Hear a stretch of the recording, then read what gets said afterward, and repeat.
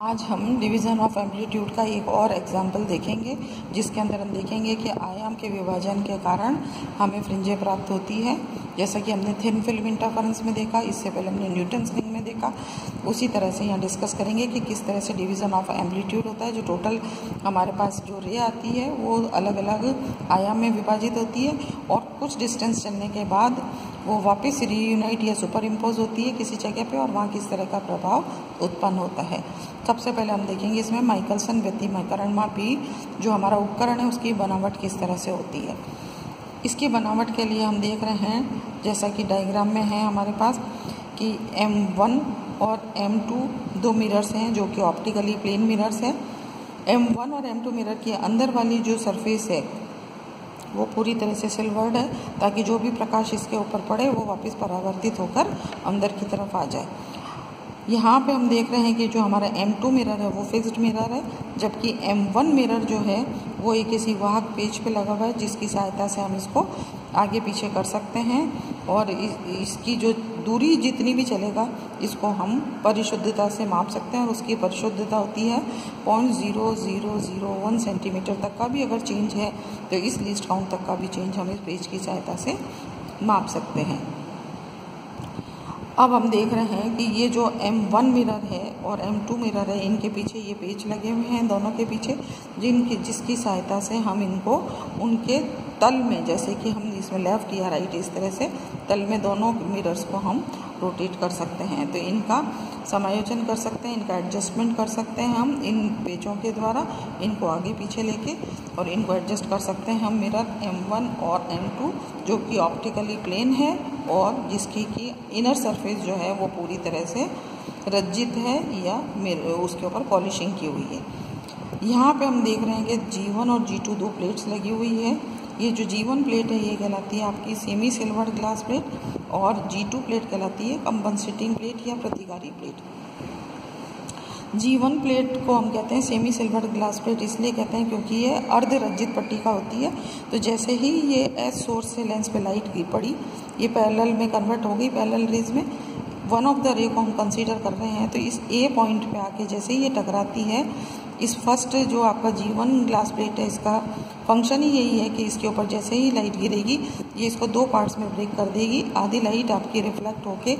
M1 mirror की तरफ चले जाएगी और आधी लाइट ट्रांसमिट हो जाएगी M2 मिरर की तरफ। और यहाँ पे क्योंकि ये अंदर से सिल्वर्ड हैं दोनों से सरफेसेस, तो ये वापस यहाँ से रिफ्लेक्ट होगी दोनों साइड से, और ए पॉइंट वो पॉइंट होगा जहाँ की ये वापस रीयूनाइट हो जाएंगी, सुपर इम्पोज होंगी। और क्योंकि ये एक सिंगल सोर्स एस सोर्स से ए पॉइंट पे दो सोर्स में टूटी है, वापस ए पॉइंट पे आके ये रीयूनाइट हो रही हैं, तो किसी सिंगल सोर्स से ही ये दोनों सोर्सेस दोनों रेज बनी थी, इसलिए ये कला संपत्त होती है। और जब ये ए पॉइंट में मिलेंगी तो यहाँ पे हमें आयाम विभाजन के कारण व्यतिकरण का प्रतिरूप दिखाई देगा। माइकलसन व्यतिकरणमापी की कार्यविधि, इसमें हम देखते हैं कि एक वर्णीय विस्तृत प्रकाश का स्रोत S जो हमने डायग्राम में बताया है, इस S से किरणें चलकर G1 पे आपतित होती है। G1 की जैसे कि अभी बताया मैंने कि इसका फंक्शन ही यही है कि जैसे ही इस पे लाइट गिरेगी ये दो पार्ट्स में ब्रेक हो जाएगी हमारे। एक पार्ट आपका परावर्तित हो जाएगा, दूसरा भाग इसका पारगत प्रकाश हो जाएगा। एक M1 की तरफ चले गया, दूसरा M2 की तरफ आ जाएगा। दोनों किरणें फलस्वरूप परावर्तित होकर अपने पूर्व पथ पर लौट जाती है। M2 से आने वाली किरण A पर अंशतः परिवर्तित तथा M1 से आने वाली किरण अंशतः पारगत हो जाती है, और ये दोनों वापस A पॉइंट पे रीयूनाइट होके और वहाँ पे इंटरफेरेंस का पैटर्न बनाती है जो कि आयाम के विभाजन से उत्पन्न हुआ है। अब इसके अंदर अभी मैंने कहा था कि जो G2 प्लेट है जिसको कि कंपनसेटिंग या प्रतिकारी प्लेट कहा था, तो अब हम देखेंगे कि इस प्लेट का क्या फंक्शन होता है और हमें G2 प्लेट लगाने की क्यों ज़रूरत पड़ी।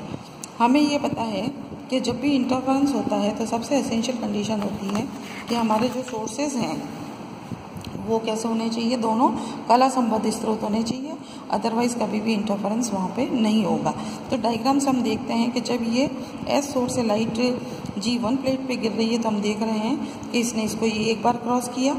दोबारा ये ऊपर की तरफ गई, तीसरी बार ये वापस ए पे जब आती है तो हम देख रहे हैं कि G1 प्लेट को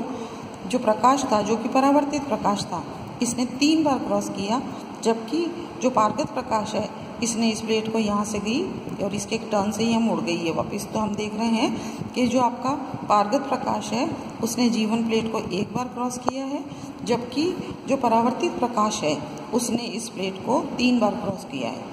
इन अदर वर्ड्स हम क्या कह सकते हैं,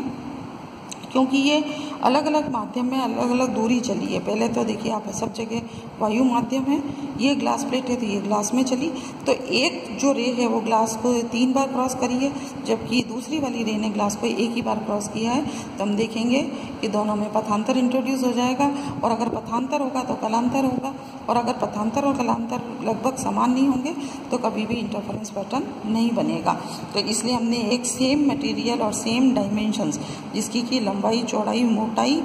म्यू सब कुछ बिल्कुल हर तरह से समान है G2 प्लेट, उस प्लेट को यहाँ पे इंट्रोड्यूस किया है। ये भी 45 डिग्री पे इंक्लाइंड है दोनों प्लेट्स, और ये 45 डिग्री पे इसलिए इंक्लाइंड की है कि जो प्रकाश है वो हमारी आँख पे जहाँ हम देख रहे हैं तो इस पर कैसे हो, जो पतली फिल्म जो एनक्लोज्ड है इस पर ये परपेंडिकुलरली गिरे, तो R की वैल्यू 0 को टेंड हो जाए, इसलिए हमने इसको परपेंडिकुलरली डाला है। अब हम क्या देखते हैं कि जैसे ही हमने G2 प्लेट लगाई है तो हम देख रहे हैं कि ये वाली जो लाइट थी एक बार यहाँ से पारगत प्रकाश निकला, इसको क्रॉस किया, मिरर पे गई, मिरर से फिर वापस आई, फिर इसको क्रॉस किया और ए पॉइंट पे आके ये रीनाइट हो गई। तो अब हम देखते हैं कि जो हमारा रिफ्लेक्टेड लाइट है उसने G1 को 3 बार क्रॉस किया था, जबकि जो हमारी ये दूसरी वाली जो लाइट है ट्रांसमिटेड लाइट है, इस ट्रांसमिटेड लाइट ने एक बार किया है G1 को क्रॉस और 2 बार किया है G2 को क्रॉस, क्योंकि ये समान मटेरियल और समान डायमेंशंस की है, एक ही मटेरियल की है, इसलिए इसके अंदर जो ऑप्टिकल पाथ है वो भी सेम होगा। तो जैसे ही हमने G2 प्लेट लगाई तो दोनों जो रेज है हमारी ट्रांसमिटेड और रिफ्लेक्टेड रेज है, इनमें लगभग बराबर पथांतर हो जाता है, और जैसे ही पथांतर बराबर होता है दोनों में तो हम कह सकते हैं कि इन दोनों के अंदर कलांतर भी बराबर हो जाता है। और जो प्रतिकारी प्लेट का यही कार्य है कि यह दोनों के अंदर कौन कौन सा हमारे पास जो पारगत प्रकाश है उसमें और परावर्तित प्रकाश है दोनों के पथांतर को बराबर कर देती है, और जैसे ही पथ बराबर हो जाते हैं ट्रैवल किए तो हमारे पास जो है इंटरफेरेंस की कंडीशन है, एसेंशियल कंडीशन के जो हमारे सोर्सेज हैं वो कोहेरेंट होने चाहिए, कोहेरेंसी की कंडीशन फुलफिल हो जाती है। और जैसे ही ये कंडीशन फुलफिल होती है तो हम इसके अंदर हमें फ्रिंजेस दिखाई देती है। जो हमने यहाँ पे ये माइक्रोस्कोप लगा रखा है आई की जगह, यहाँ पे माइक्रोस्कोप है, इस माइक्रोस्कोप में हमें यहाँ पे ये फ्रिंजें दिखाई देंगी। अब ये फ्रिंजें कैसी होंगी, कैसे होंगी, ये डिस्कस करते हैं हम कि ये फ्रिंजें बनती कैसे। यहाँ पे हमने अभी देखा है कि ये M1 और M2 दो मिरर है। इस M2 मिरर की इमेज इस G1 ग्लास प्लेट के कारण मान लेते हैं हम M2 डैश बनती है, जो कि डायग्राम में मैंने ये डैश लाइन से बताया आपको M2 डैश। तो ये जो पतली फिल्म है जो कि M1 मिरर और इसकी जो M2 डैश है, इसकी जो इमेज बनी है, इन दोनों के बीच में जो आपकी पतली फिल्म है, इसके कारण हमारे पास सारे इंटरफेरेंस पैटर्न बनेंगे। और ये इस पर निर्भर करेगा कि ये जो थिन फिल्म बनी है हमारी, तो उनके अंदर किस तरह का एंगल बन रहा है, किस तरह से इनके बीच में इंक्लिनेशन है, उस कारण उसके अकॉर्डिंगली ये जो वैल्यू इसकी फ्रिंजेस है इनकी शेप बदलेगी। फॉर एग्जांपल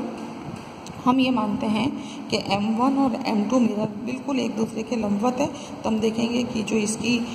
इमेज है वो पूरी तरह से पैरेलल बन जाएगी। इमेज पैरेलल होगी उस वक्त हमारे पास जो पैटर्न बनेगा इसके अंदर वो कैसा बनेगा, सर्कुलर फ्रिंजेस बनेंगी हमारे पास। ये जो फ्रिंजेस हैं वो सर्कुलर होंगी।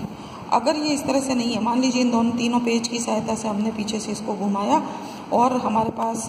इसके अंदर इंक्लाइंड इमेज बनती है, जैसा कि इसमें डायग्राम में समझाया है हमने कि ये 3 तरह की पॉसिबल है। अगर M2 डैश इस तरह से इंक्लाइंड इमेज बन रही है, ये M2 डैश का इंक्लिनेशन अगर इस तरह से है, और एक अगर इस इमेज ने इसको क्रॉस कर लिया है M1 को, तो हम देखते हैं कि हमारे पास जो फ्रिंजेस बनेगी उनकी कॉन्वेक्सिटी हमेशा जो इंक्लाइंड साइड होगी उस तरफ रहेगी, सिमिलरली इधर कॉन्वेक्सिटी इस तरफ रहेगी, और जब ये एक दूसरे को क्रॉस कर जाएंगी तो स्ट्रेट फ्रिंजेस बनेगी। और जब ये एक दूसरे के बिल्कुल पैरेलल होंगी M1 और M2 डैश, तो हम देखते हैं कि इसके अंदर वृत्ताकार फ्रिंजें प्राप्त होगी।